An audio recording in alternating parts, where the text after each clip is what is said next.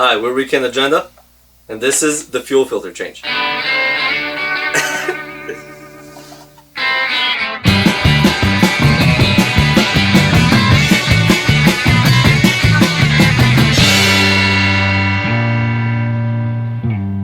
Alright, so you know the backstory to this. Last couple of weeks my car's been slowly struggling more and more to accelerate and just run in general. We checked a couple of basic things that normally could cause this. Spark plugs, fuel delivery, the fuel was coming in, but we really don't have a way to tell how much. Minimally. And then, air filter, no vacuum leaks, nothing that we could find that was obvious. There was no check engine light, and there was no misfires.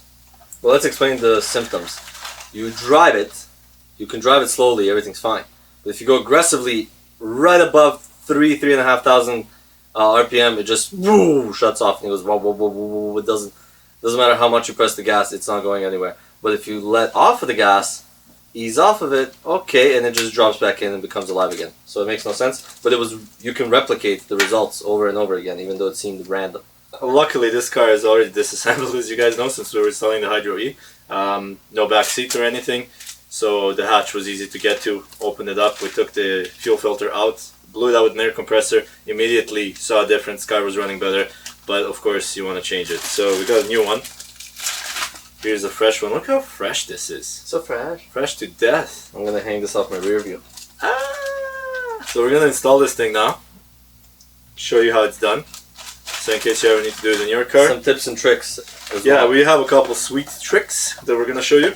Some tips as well as tricks. Some tips and tricks. Lots of tips.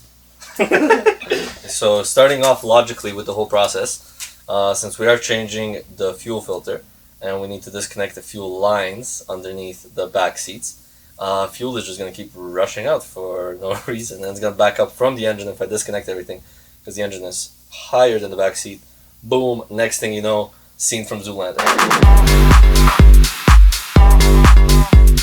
To prevent the whole situation, there is the first trick of the day, and that is to empty out the system completely from gasoline. So the first thing in the process is to start the car. Then we're going to disconnect the fuse that takes care of the fuel pump, which is going to run the engine dry completely. We're going to have hopefully empty lines of gasoline, and then we can go in and fight the battle. Now this is going to be a similar feeling to number one, turning off your computer, forcing it, and it's suffocating it until it dies, or literally a pillow on the person's face. So open up the fuse box, read the label. This one is the fuel pump.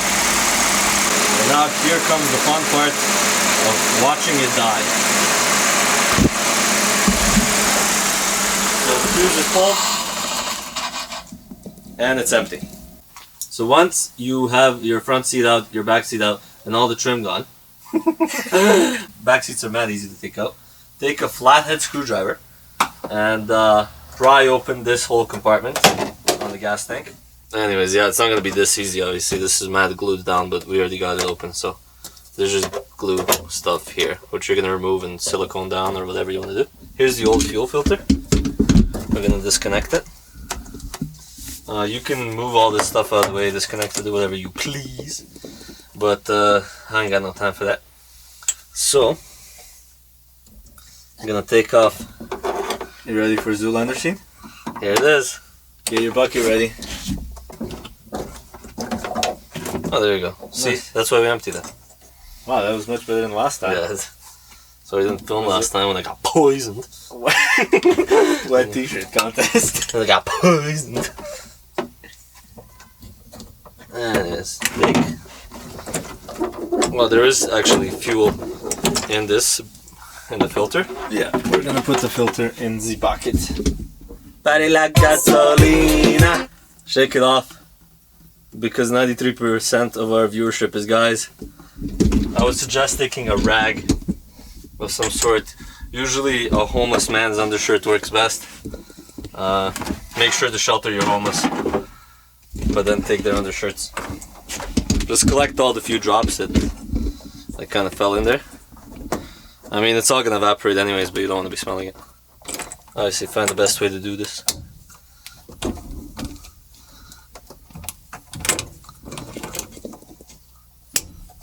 Connect. close up, and that's it.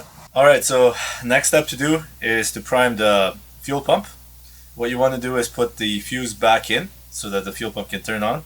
Put your key in the ignition and you're going right before the car turns on. So I think 2 clicks on this car. So you want to do this a couple of times because the lines are entirely empty.